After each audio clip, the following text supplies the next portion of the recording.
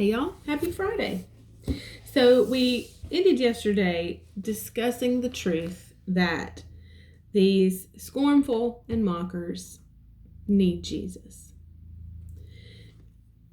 And we live our lives in such a way that, as Matthew 5 so beautifully states, when we are salt and light, that we this is Matthew 5:16, that we would let our light so shine before men that they may see your moral excellence, your praiseworthy, noble, and good deeds, and recognize, honor, praise, glorify your Father who is in heaven.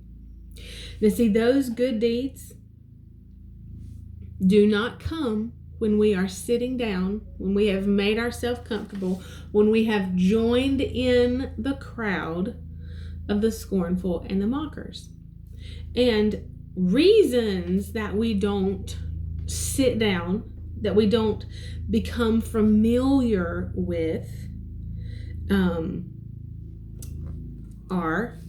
let's go to Proverbs 12:26. Actually, 1 Corinthians 15:33. We'll go there first. Paul says, "Do not be so deceived and misled. Evil companionships, communion, and associations corrupt and deprave good manners and morals and character." So that's actually the word that we just read from Matthew 5 when he says, "Let your light so shine that they may see your moral excellence." Don't be deceived and misled. Evil companionship, association, joining as a partner or friend or companion, to unite, to keep company with. Evil companionship, communion, and associations corrupts and depraves good manners, morals, and characters.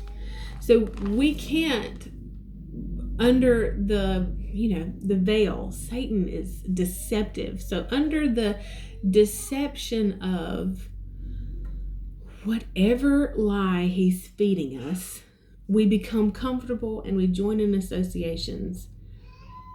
It's going to change us. He says, "Do not be deceived. Evil companionship corrupts good manners." Even Jesus and his disciples, right? He had the 12 disciples, but on multiple occasions, he only took 3 with him. Not I'm not getting into anything other than that. It was in Mark 5. Let's go to Matthew, Mark, Luke, and John. In Mark 5, he was on his way to Jairus' house. Let's see. Yeah, Mark 5, verse 21. "And when Jesus had recrossed the boat to the other side, the throng gathered about him, and he was at the lake shore.